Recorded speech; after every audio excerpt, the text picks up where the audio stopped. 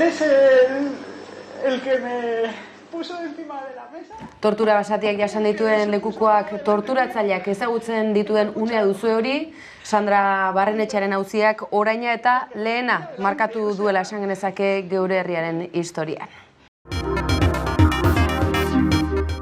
Gabon deizuela guztioi, lerreburu ekingo diogu Sandra Barrenetxearen tortura auzia epaiaren zain geratu baita, 3 egunotan ordea torturaren krudelkeria agerian geratu da, Barrenetxearen lekukotza entzun da besteak beste. Hori bai, 4 guardia zibil zeuden auzipetutako eserlekuan eserita, horietako 3 errekonozitu ditu Barrenetxeak auzian bertan. Sara Majarenasen alaba gaixorik egonda ere erretenituta dituzten zentrotik atera ezin da salatu du Sara Izarrekin etxera plataformak. Ikuspegi judizial eta humanotik ulertezina dela salatu dute. Eta bestalde ituna izenpetu dute Espainiako gobernuak eta Jaurlaritzak Bilbo hegoaldeko tren saihesbidea egiteko, Jaurlaritzak hartuko du bere gain lanak egiteko ardura. 2020an lanak martxan jartzea da asmoa eta 2020 bitartean egitasmoaren lehen fasea egitea. Nafarroako parlamentuak tramiterako onartu du euskararen legearen moldaketa eremu mistoa zabaltzeko, eremu ez euskalduneko 11 udalerri mistoan sartzearen alde egin dute Geroa Bai, EH Bilduk, Ahal Duguk eta Ezkerra taldeek.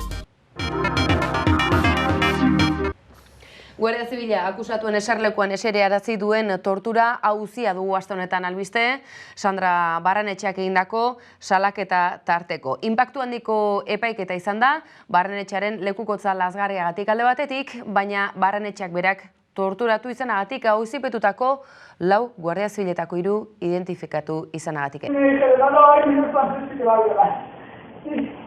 Y entonces entró. Eso es lo que escuchaba su voz diciendo, bueno, ¿dónde está? ¿Dónde está? ¿Dónde está? Que le voy a violar. ¿Dónde está? Esta hija de puta que le voy a violar. Y empezaron a echarme agua por el cuerpo. Tentsio handiko epaiketa izan da, lehenengo egunetik aretoan bertan bitan banatu dituztelako publikora joandako herritarrak, Barrenetxearen gertukoak alde batetik hori bai, baina bestetik Guardia Zibileko ordezkari ugari izan dira eta tentsio nabarmena ere bizi izan da. Gaur Sandra Barrenetxea inkomunitekatuta zegoen bitartean, ura ondo zegoela ziurtatzeko ardura zuen auzi medikoak deklaratu du, 4 Guardia Zibilen aurkako epaiketa honetan, aitortu du Barrenetxeak torturak jasaten zituela esan ziola, baina esan du, gaineratu du, berak ez zuela halako zantzurik ikusi. Gogoratzekoa da, Barrenetxeak lepoko mina zuela adirazita ere, ez ziola analgesikorik ere errezetatu mediku horrek. Kanpoaldean bestalde, elkartasun ekitaldiak izan dira egunotan, eta sare sozialetan zabalpen handia izan du, Hamaika telebistak berak, zabaldutako lekukotzak esaterako, eta Euskal Herria Bilduk bestalde, torturak euskal jendartean izan duen eragina salatu nahi izan du. Berari babesa, elkartasuna emateko, eta ez horretarako bakarrik. Gu ere gaur hemen gaude salatzeko, tortura salatzeko. Tortura da jipoi bat ematea, tortura da poltsa buruan jartzea, baina tortura da ere komisaldegi bateko 4 horma ilunen artean eraso sexualak jasatzea.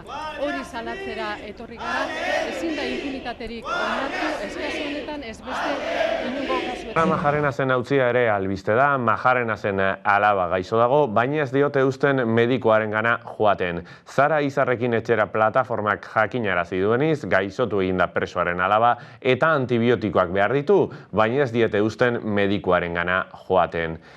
Izar ondoari da osatzen, bere aitak egin zion erasotik, baina gaixotu egin da. Gernu infekzioa duela eta antibiotikoa behar duela jakinarazi du Sara Izarrekin etxera plataformak, baina preso dauzkaten harrera etxetik ateratzen ez diotela usten salatu dute. 9 egun daramatzate etxetik atera ezin da, eta hori ulertezina da juridikoki eta giza ikuspegitik. Presoa eta bere alaba berehala aske usteko eskatu dute, eta Euskal Herriko erakundei eskatu diote hori lortzeko beren esku dagoena egiteko. Dispertsioak kolpatutako horren errealitatea zuzen ere ikustarazteko dokumentala estrainatuko du Laster Etxerat elkarteak, datorren martxoaren 29 izango da hori Bilboko kafe antzokian.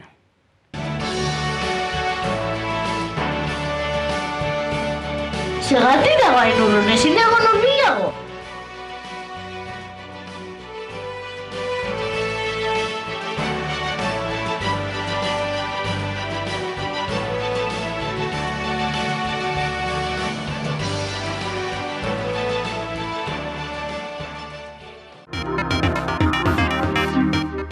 Egoera honen baitan Espainiako Auzitegi Nazionala jakinarazi du, ez diola itzuliko sareri 2015ko manifestazioan ebatxitako edo bildutako dirua gogoratu, milaka herritarrek bildutako dirua zela hori. Fiskalak eskatu zuen bere garaian ez itzultzeko, Guardia Zibilak berak gogora ezagun manifestazio horren ostean sarerik edutako diru hori.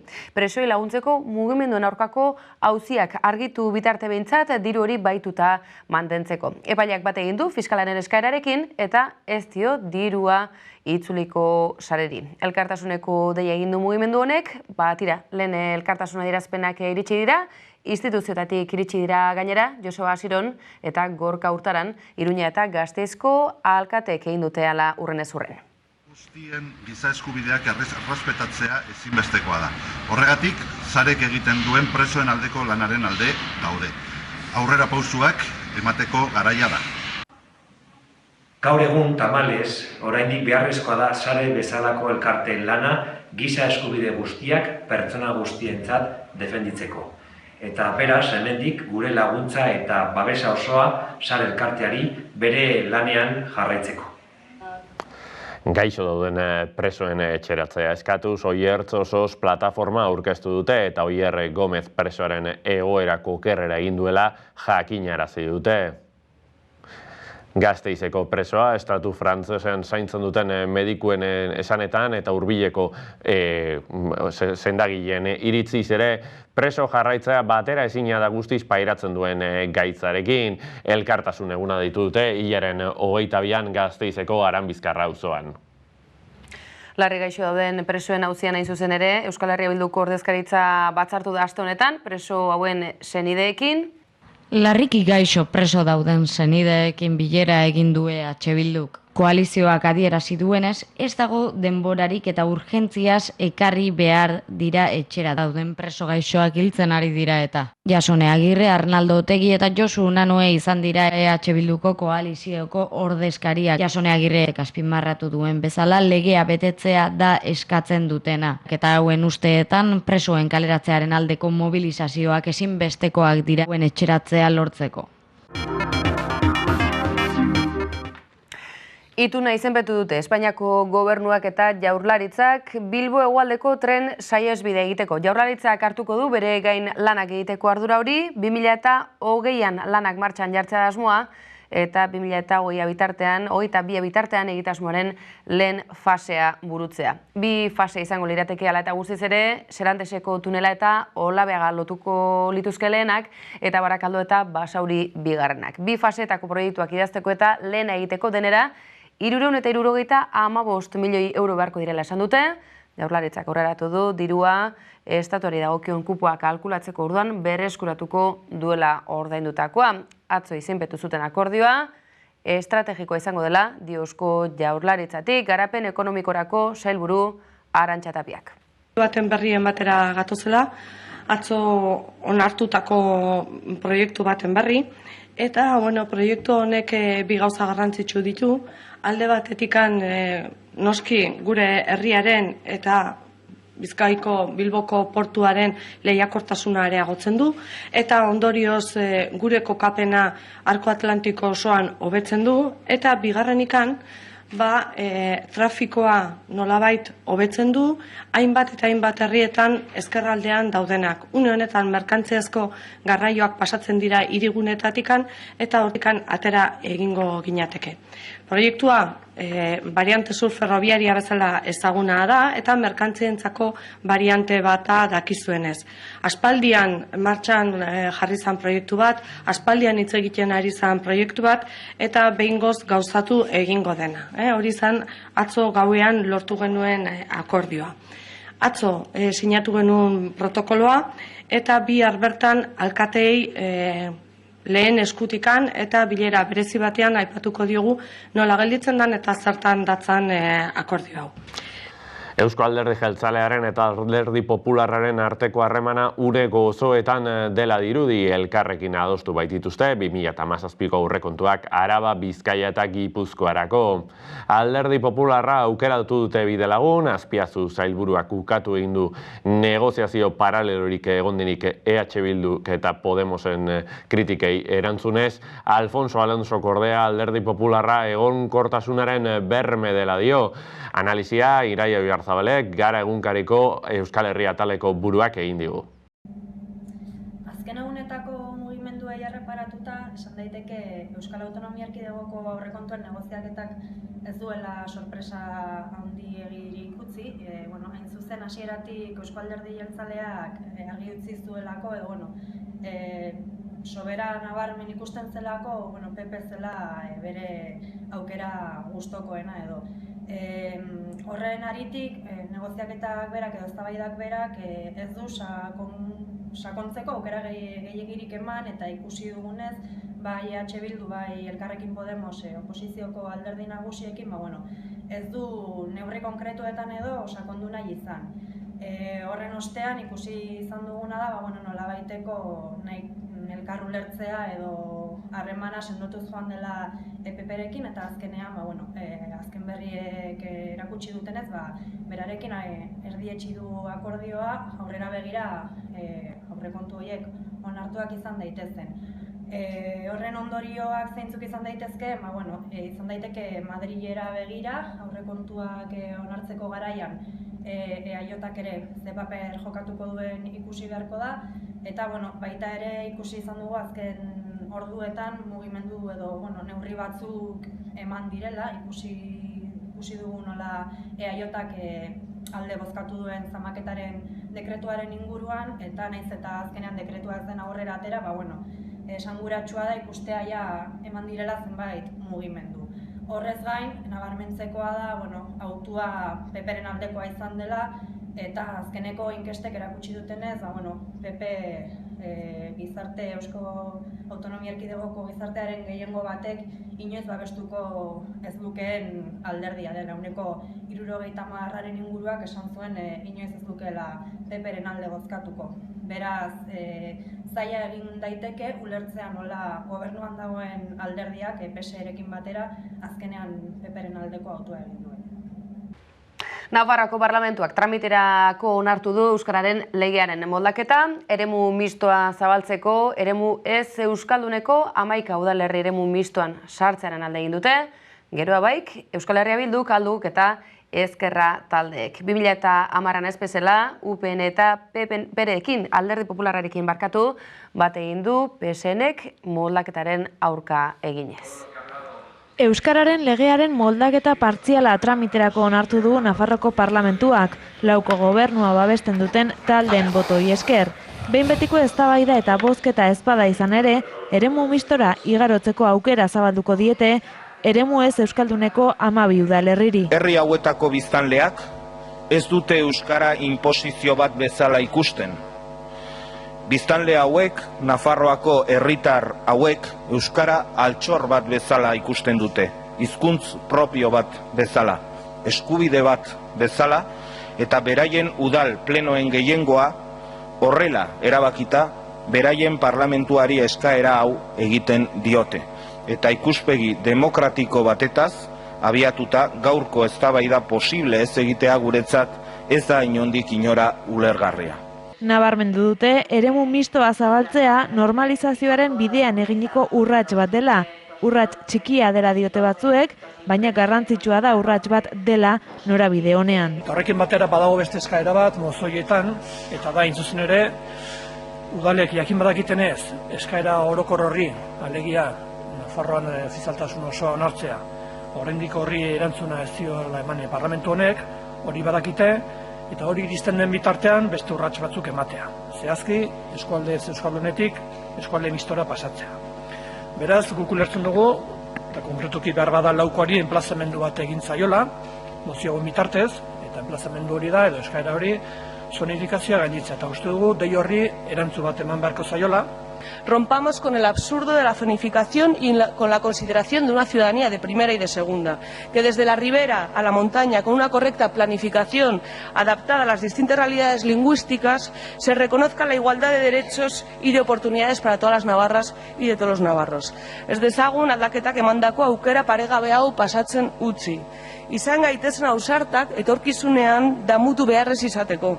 Eta gure esku dugun benetazko lege aldaketa bultza dezagun behingoz Nafarroa osoan euskaraz bizi ahal izateko. Proposamenaren kontra bozkatu dute UPNek, Alderdi Popularrak eta Alderdi Sozialistak. Alderdi Sozialistak duela 7 urte, 2010ean, eremu ez euskalduneko 4 udalerri eremu mistoan sartzearen alde egin zuen. Orain berriz, UPN eta PPrekin lerratu da, ezezko jarreran. UPNek eta PPek inposizioaren diskurtsoa izatu dute berriz ere. ¿Eso qué significa? Pues que se está imponiendo el euskera, señor Walde. Imponiendo, porque si obligas a la gente a que tenga que saber euskera para atender a los ciudadanos, lo estás imponiendo, porque si no están en peores condiciones. Sí, señor Walde, sí, porque si vas a elegir a 2 personas y le van a atender en euskera y una no sabe y otra sí, habrá que coger al que sabe. Y por lo tanto, como eso es solo un 15% de la población, el 85% restante no va a rascar bola y por lo tanto lo están imponiendo. Hizkuntza eskubideak zabalduko zaizkiela esanez amaitu du aldaketaren aldeko hitzaldia Unai Uhaldek. Euskara Nafarroako hizkuntz propio bat da, eta Nafarroako instituzioetatik beraren kontrako jarrerak eraman dira urteetan zehar. Aldaketarekin, Nafarroako etapa historiko hori behin betirako itxi behar dugu, eta iraganean ez errepikatzeko lan egin. Lan asko dago egiteko, eta gaur ematen dugun pausoa, ekimen honi parlamentuan bidea irekiz garrantzitsua izan daiteke ildo horretan. Ekimen hau, inposizioaren guztiz aurkakoa da. Errealitate sozialaren aldeko ekimena, demokraziaren aldeko ekimena, askatasunaren, hizkuntz eskubide eta aukeren aldekoa, parlamentuko ateak beraz ireki beharreko ekimena. Estatus politikoari buruzko galdeketak egingo dituzte bestalde igandean Tolosaldean, Oarsoaldean, Hernanin, Astigarragan eta Larrabetzun. Ez gara utxetik jaio, kateari lotzen zaio.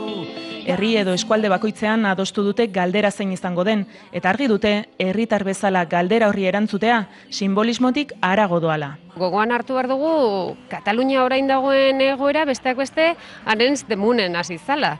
Galdeketa herritar xume batean, ez dut uste, Arenys de Muneko biztanle batek berak ere, pentsatuko lukeenik hasieran, hain denbora gutxian gero Katalunia osoa egongo litzatekela gaur egun dagoen unean, ezta?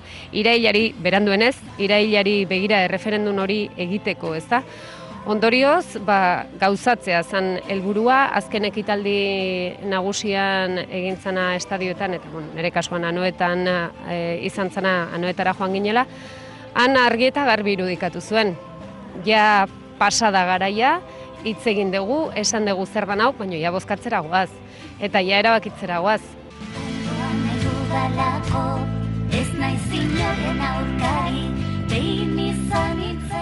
Erabakitze eskubidearen inguruan, sentsibilitate ezberdinetako jendea biltzen ari dela dio Iturrik, herritarrak ahalduntzen ari direla, erabaki egin nahi dutela. Narita gerturatzen jendea esaten duna, niri ez diate esan behar zer izan nahi deten, nik erabaki nahi dut, eta agian ez dut estatu independiente bat nahi, agian estatu konfederal bat nahi dut, agian 1000 aukera egon daitezke, ez da bakoitzaren nahia, baina jendea bai ari da gerturatzen bai ikusten dugu mugimenduat, nun esaten duten, baina nik erabaki nahi dut.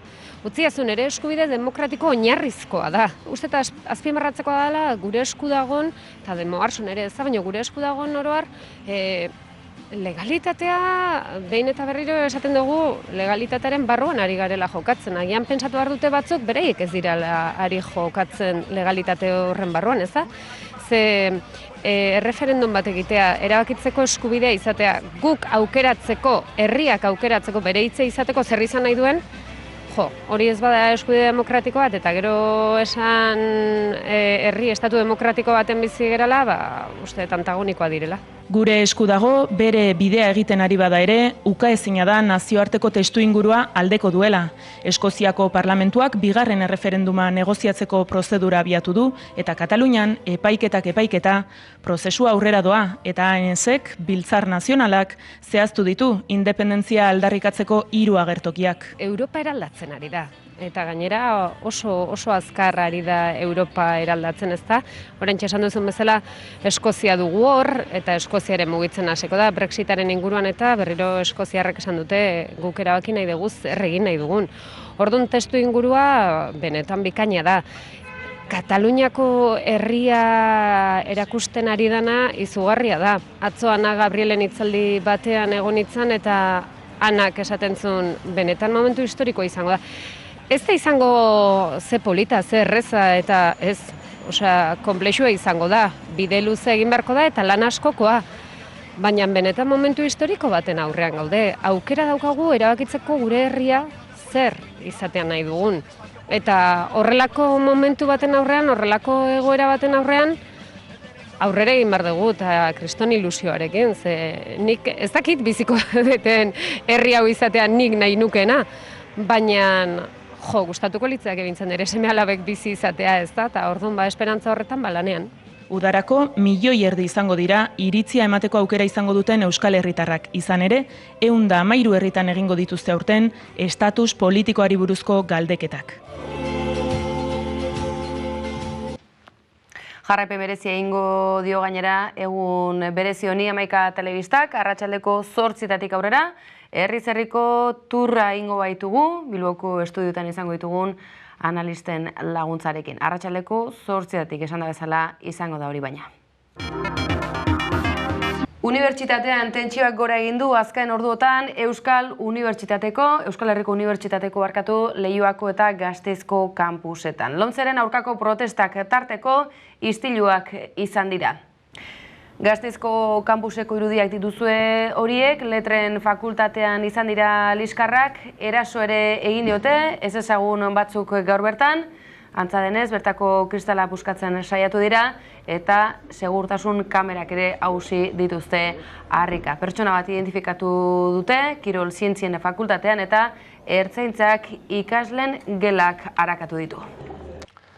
Protestak nagusitu dira azken asteotan Euskal Herriko aurredoktoren asanblada sortuz, eta aste honetan bertan lehendabiziko ekimen publikoa egin dute Donostia, Leioa eta Gasteizeko kampusetan hainbat ekimen burutuz. Euskal Herriko Unibertsitateko 400 unibertsitate ikertzaile aurredoktorei kontratua aldatu egin diote, eta euren esanetan baldintzek okerrera egin dute.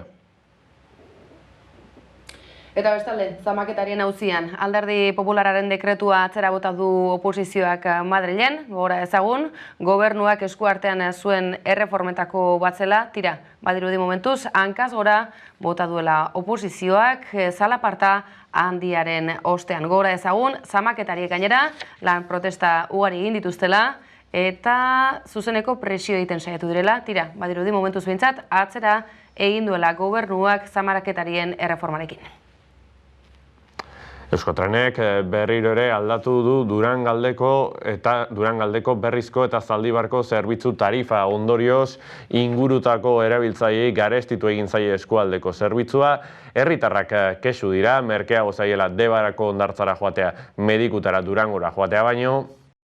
Indala urte bete, jendia dakien moduan, Euskotrenek zonalde aldaketa bat egin eban, zonalde aldaketa hori azaldu eskuen etorrela 2001-etik, 2001-en Bizkaiko zonifikazioa lotu eben, garraio publikorako, eta urte hortan Bizkaibus 4-etik 5-era ere pasatu eben, baina Euskotrenek ez eban hartu erabaki hori, eta mantendu gintuen 4. zonaldean. Eta pasadan urtean, pasatu ziguten 5-era, hitz egin genduen Euskotrenegaz, eurekaz egon ostean, Bizkaiko garraio partzuergora jo gendun, eta, bueno, azkenean lortu zen, bai udaletxeek egin zuten gestioagatik eta baita herritarren mobilizazioengatik, bueltetea laugarren zonaldera. Beraien hitzetan esan zuten batzorde misto bat sortu egingo zela, Bizkaiko operadore guztiak egongo zirela batzorde horretan, eta gure iritzia azaltzeko aukera bat izango genuela. Baina batzorde hori antza eratu eginda, erabakiak hartu dituzte, eta berriz ere hemen gaude.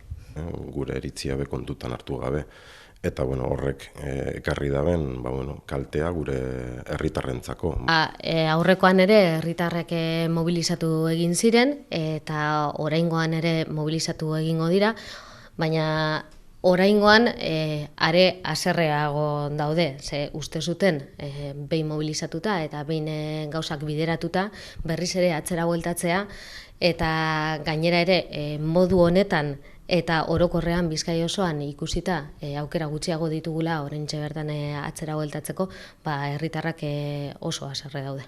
Aldaketa desberdinak dagoz.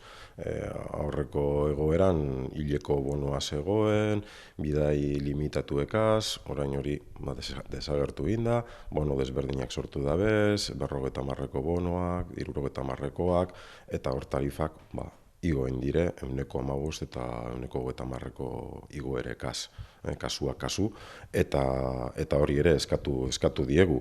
Hau da, guk udalok ez deukugula informazio zuzena tarifa aldaketen inguruan, orduan tarifa guzti horiek eskura eduki nahi ditugu, aurreko tarifekin alderatzeko, eta gero eskatu dizkiegu, bidai kopuruak, Zaldibartik Berriztik Durangorantz, Gipuzkoarantz, guk errealitate hori ezagutzen dugu, baina datuek ziurrenik ziurtatuko dute guk beti izan duguna, gure noranzko naturala, Durangokoa izan dela, Bilborakoa izan dela, eta tartean batzartu gara udalbietako ordezkari politikoak, alderdi guztitakoak, eta herritarrekin batera bultzatuko dugu lehen goratzea egoera. Egin duguna da, batetik mozio bat adostu, eta atzo aprobatu ziren osoko bilkuretan. Bestetik eskatu dugu batzar bat, batzorgoarekin eta operadore guztiekin, 3 alderdiak joateko, beraiekin hitz egitera, eta azalpenak eskatzeko asmoz, eta gerora ere mobilizazio gehiago deituko ditugu, eta sinadurak ere hartuko ditugu. Bihar deituta dago Zaldibarren eta Berrizen, printzipioz trena hartuko dugu, elkarrekin joango gara Durangora, han konzentrazio bat egin, informazioa eman eta berriz ere bueltatu. Eta horretara partidu guztiak joango gara horrela adostuta. Sestaon, bestalde, kale nagusiko suak kaltetutako eraikineko bizilagun batzuk etxera sartzeko aukera izan dute ondasunak berreskuratzera, baina oraindik ere eskualdeko ostatuetan segitu beharko dute. Igandean, Sestaon errezen eraikineko bizilagunetako batzuk euren objektu pertsonalen bila sartu ahal izan dira gaur. Ertzaintza suhiltzaileak eta aseguru etxea sutearen jatorria ikertzen ari dira oraindik. Igandean goizeko 9:00 gutxi gora bera, auzokide batzuk esan zuten sutea zegoela, eta saiatu ziren sutea matatzen, baina azkenean etxeak egurrezkoak dira eta sutea berehala zabaldu zen. Ia 40 dira kaltetutako familiak, eskualdeko hoteletara leku aldatu dituzte eta bertan izango dira datozen 15 egunetan ondoren bestelako etxe bizitzetan hartuko dituzte. Orain egon dira ertzaintza barruan ikertzaileak eta egon dira suhiltzailearen ikertzaileak eta seguruaren ikertzaileak eta hor daude barruan eta oraindik ez dakigu ezer. Hasi zen Goian, 39. pisuan edo atarian eta oraindik gaude itxaroten ia zer esaten diguten informazio horrekin, bai. Momentuz daukagun informazioa nahiko eskasa da. Momentuz hotel, gaude auzokideak hoteletan gaude eta baina daukagun soluzioa momentuz da egun batzuk egoteko. Ez dakigu hilabete bat barru non egongo garen. ez daukagu informazio ofizialarik.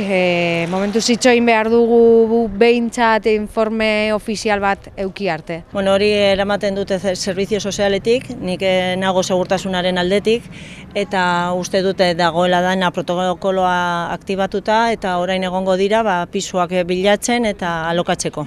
Irtenbide orokorra esan nahi dut, eraikineaz aber zer egingo dugu, eta horretarako kriston laguntza, bai arlo publikoetatik batez ere etorri behar da.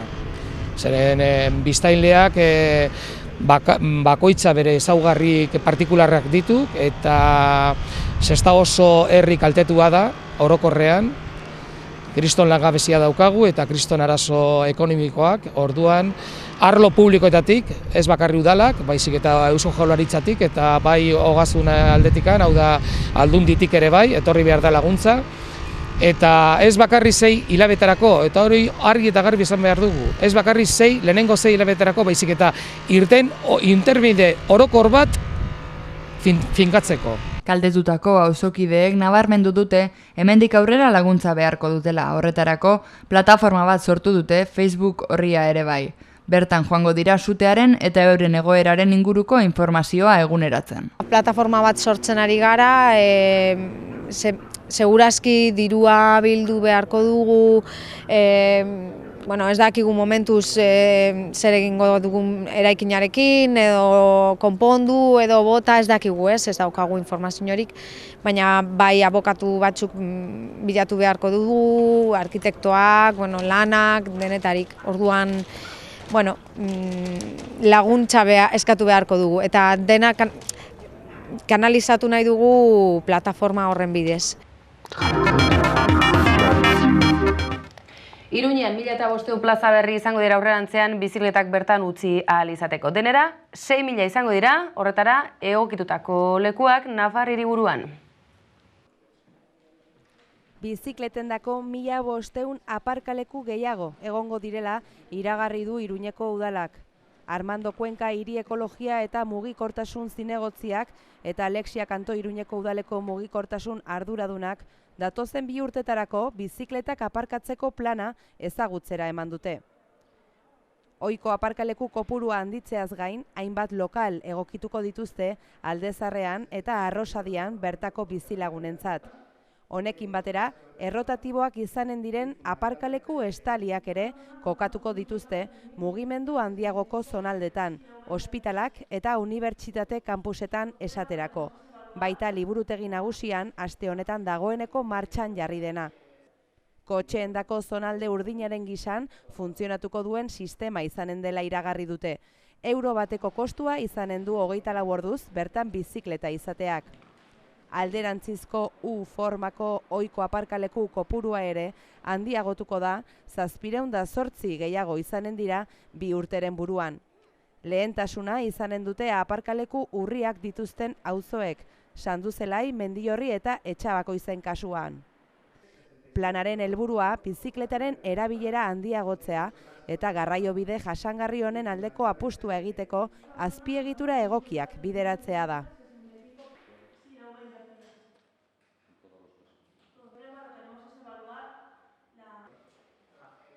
Bizkaian bestalde, elikadura subiratzaren bidetik, labore kooperatiba sortu berria ezagutu dugu gaur, garapen jasangarria eta garaian garaikoa oinarri hartuta ekin dio bideari kooperatiba Gazte Berriak.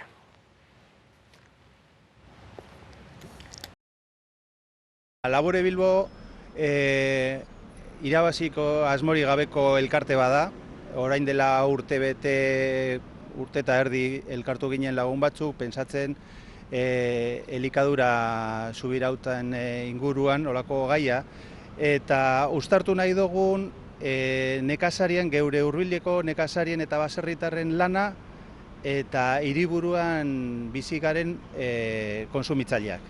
Labore Bilboren helburu nagusia da elikadura buru jabetza sustatzea Bilbon eta Bilbo kokatzea norabide horretan, ez? Eta pixkanaka ere antzeko proiektuekin batera, etorkizun batean Euskal Herrian ere norabide horretan, Euskal Herrian norabide horretan jartzea, elikadura buru jabetzaren norabidean. Eta horretarako Labore Bilbo proiektua 3 zutabe nagusitan oinarrituko dugu. Izango da agroekologikoa, izango da bertokoa eta izango da soziala. Hau da, ahalik eta hurbilen produzitutako elikagaiak ekarriko dugu bertara, baldintza agroekologikoetan edo agroekologiaranzko norabidean dauden baserritarrekin elkarlanean, eta baldintza justuetan, sozialki orekatuak. Hombre, printzipioz ipini dugu muga, urrian izango da ja geure dendaren zabalera, baina bilbotar garen enean pentsaten dugu igual harinago lortuko dugule. Saiatuko gara behintzat. Bazkidetza kanpaina duela hilabete jarri genuen martxan, eta gure helburua da denda irekitzen dugun egunerako 500 bazkide izatea. Tresnatariko bat da gure bloga. laborebilbo.eu atarian sartuta, hor badago proiektuaren azalpenak eta baita ere ataltxo badago non bazkide egiteko aukera ematen dugun. Gu funtzionatuko dugu kuota baten bitartez. Bazkidetza kuota 20 eurokoa izango da, hasierakoa, eta gero urteko 60 euroko kuota. Horrek dendaren parte izateko eta bertan kontsumitzeko eskubidea ematen duelarik. Naiz eta gero izenetan eta erabiltzen diren antzeko izenak, ekologikoa eta bar, oinarritik, sustraitik erabat desberdina da proiektu hau. Badago negozio handia produktu ekologikoen inguruan eta orokorrean elikaduraren inguruan. Hainbat datuk adierazten dute, azken aldian, azken urtetan eraikuntzaren inguruan mugitu diren diruak eta espekulazio hori trasladatzen ari dela elikaduraren sektorera, eta hori kontrolatzen dute multinazional gitxi batzuk, eta horiek azkenean kontrolatzen dute gure eguneroko jaten duguna, eta bar. Hau guztiz desberdina da, hau beste gauza bat da, hau da gu geuk konsumitzaileok, hau proiektu herritar bat da, gu geuk hartu dugu iniziatiba, eta konsumitzaileak eta produktoreak elkarrekin harremanetan jarrita, gure proiektu propioa sortuko dugu. Eta auzoetan ari gara aurkezpenak egiten, eta printzipioz erantzuna oso ona izaten ari da, jendea gogotsu dago, horrelako proiektu baten parte hartzeko, eta gainera nabaritu duguna da behar izan badagoela.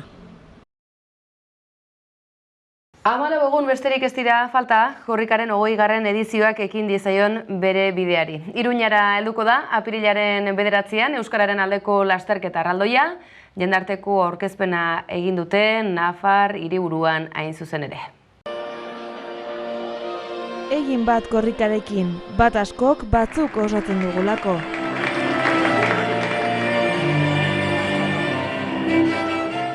Kultura, mundu bat, zut. 20. korrikak zurekin hitz egin nahi du. Euskara ezagut eta gurekin erabil dezazu. Zeuk ere, zeuretik.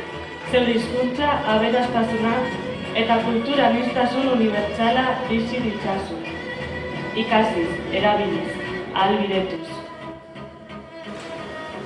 Kaixo, ni Ricardo naiz, Sardiniakoa naiz, Berriozarreko euskaltegian ikasten naiz, lehenengo mailan nago, eta italiera, gaztelera, inglesa eta sardinera mintzatzen naiz.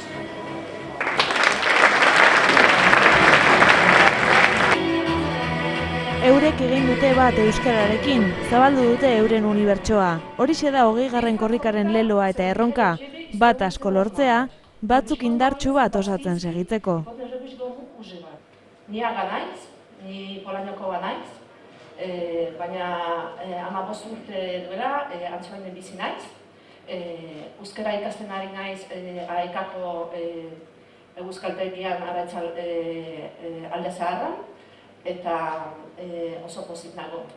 Aekako jende guztiari eskerrak eman nahi dizkizuet, emandako denborarengatik, laguntzarengatik, eta mundu beri bateko aterak direntzarengatik. Mil esker jotzez. Jendaurrean aurkeztu dute korrika alderdi politikoetako eledunak, kolektiboenak, herri mugimenduetakoak eta oro har, norbanako ugari hurbildu dira aurtengo korrikaren nondik norakoak ezagutzera.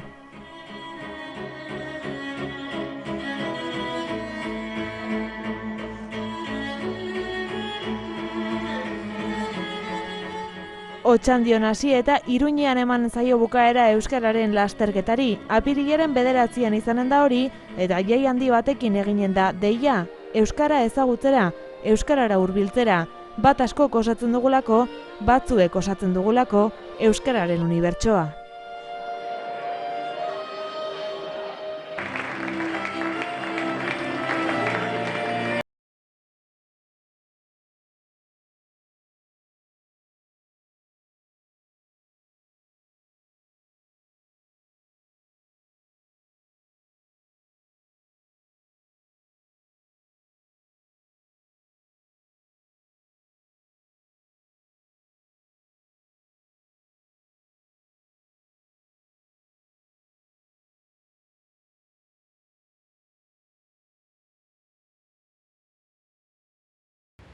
Munduan zehar arituko da korrika baita ere, jadanik ikusi ditu halako adierazpen batzuk, bai Eskozian, bai Grezian, eta gaur Alex Txikon berak Himalaiatik Zerpa lagunekin batera korrika Nepalera egin du.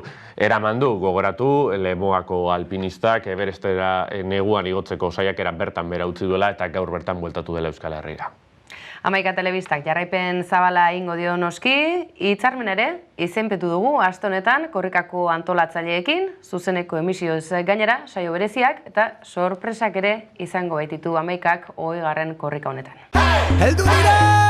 Hamazazpi egun besterik ez dira falta 20. korrikak bere bideari ekin dizaion. Iruña helmuga, martxoaren 30 abiatuko da Otxandiotik korrika. Gasteiz zeharkatuta, apirilaren 2 helduko da Baionara, 4 Donostiara eta 6 Bilbora. Apirilaren 9 hiriburura heltzeko, Iruñera. Hamaika telebistak zuzeneko jarraipen emango dio korrikari noski, hitzarmena ere izenpetu dugu gaur korrikako arduradunekin. Euskal Hedabideon lanan nabarmendu dute gainera korrikako arduradunek. Gu behin eta berriro esaten dugu korrikaren mezua zabaltzeko guztion beharra eta laguntza behar dugula eta zer esanik ez komunikabideekin. Eta gaur bertan Hamaikarekin sinatu dugun hitzarmena, gu behintzat postu egiten gaitu, aniztasuna islatuko duelako bai gaur egin dugun sinaketa honetan eta baita ere gero karreran bertan. Guk ideia hau mahai gainean jartzen dugu, baina horren edapena eta egiteko komunikabideen laguntza ez bagenu izango, nekez helduko ginateke heldu nahi dugun toki guztietara. Behin eta berriro esan dugu batzuk gehitu egin behar direla eta horretarako guztion laguntza eta ekina beharrezkoa dugu. Urte batzuk dira korrika telebista praktikan bihurtzen dugula Hamaika telebista, ez? Eta aurten ere horixe izango da asmoa. Uste dugu gure ekarpenak eta telebistan eta sare sozialetan eta webean eta agertzeak korrika bera indartu egiten dula eta aldi berean gure telebista ere, Hamaika telebista ere indartu egiten dula. Orduan danentzat ona da. Bai, lanez lepo bai hor gainera igarri genuen, ez? Gabonan bueltan ja hor olatu handia etorri zala eta hartze gaudela, ez? Olatuaren tontortxo horretan, eta bai, lanez lepo gabiltza, baina egia esan oso gustora, gauza guztiak doazelako bide honean, eta bueno, falta izaizkiguna dira sartzeladak, gauza guztiak ondo ateratzeko, Otxandion 20 ateratzeko, 17 egun falta dira, orduan, aldortatik posik eta dana dago prest, lodiena behintzate hortze dago, eta falta zaiguna da gauzak fintzean joatea, eta gero ja ikusiko dugu apirilaren 9 Iruñean zelolaka potuesea bizitzen dugun. Aurreko ediziotako lanari helduz, aurten ere korrikaren jarraipen zabala egingo du Hamaikak. Zuzeneko irudiak bai, baina zuzeneko saioare egingo dugu aurten korrikaren ibilbidetik bertatik, baita geure estudiotatik ere. Eta protagonista bereziak ere, baina dena ez dizugu aurreratuko. 17 egun geratzen baitira oraindik bideari ekin dizaion 20. korrikak. Gipuzkoan gordailua dugu izpide lurraldeko ondare artistiko eta antropologikoari publikoari zabalik egongo da aurrerantzean. Gordailua konservazio zentro bada, ez?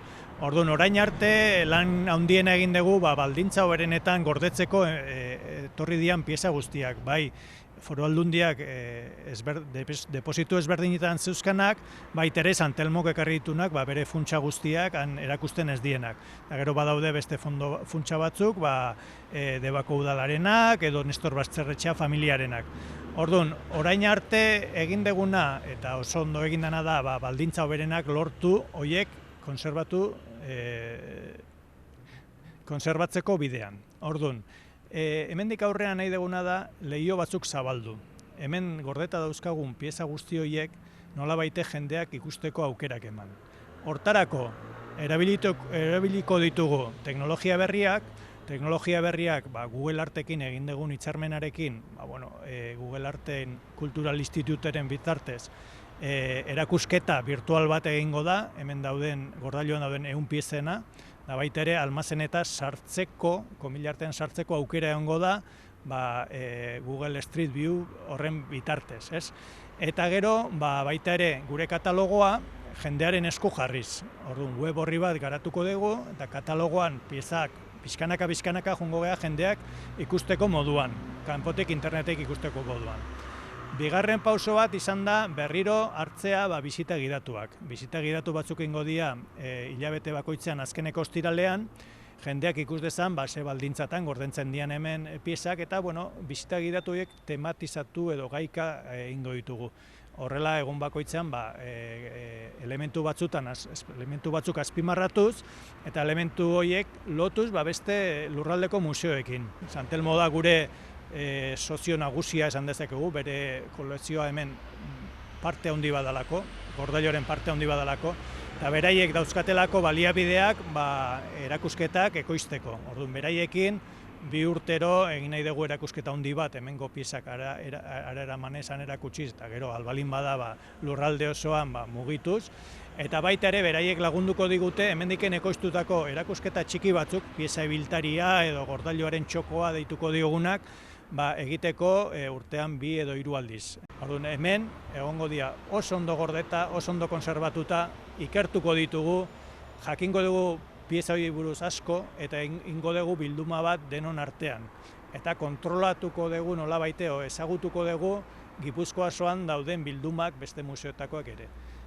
Baina gero erakutsiko ditugu pieza hauek kanpoko museotan. Hori da pixkat gure helburu berria.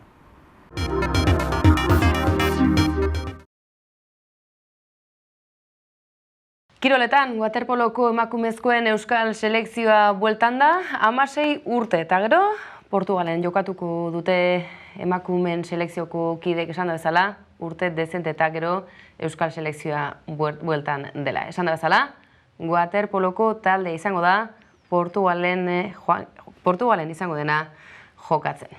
Futbol ligan bestalde, larun batean jokatuko dute gizonezkoen 5 euskal taldeek. Eibarrek Espainol hartuko du ipuruan, Atletikek Real Madrid Sagamesen, Mendizorrotzan Reala eta Alavesen arteko derbia izango dugu, eta behar larrian den Osasunak Betis bizitatuko du. Bakigu kanpoan ez ginela ondo egoten, txarto guztiz txarto bez, gure igual detaile batzu gaiti, igual partiduak joan iten jakuzen, ni pentsau taldea ondo gonzala, eta dire hobetu behar ginune puntu batzu, eta nik uste noetan hori. Osasuna, zoritxarrez, sailkapenaren azpikaldean topatzen dugu eta auzitegietan ere albiste dugu talde gorritxoa. Izan ere, Osasunako 3 presidenteek deklaratu dute gaur zergen auziagatik.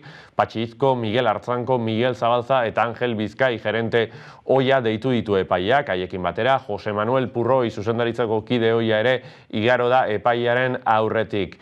2012, 2013 eta 2014 urteetan Osasunak ustez deklaratu ez zituen errenta zerga eta bezaren auziarengatik deitu ditu.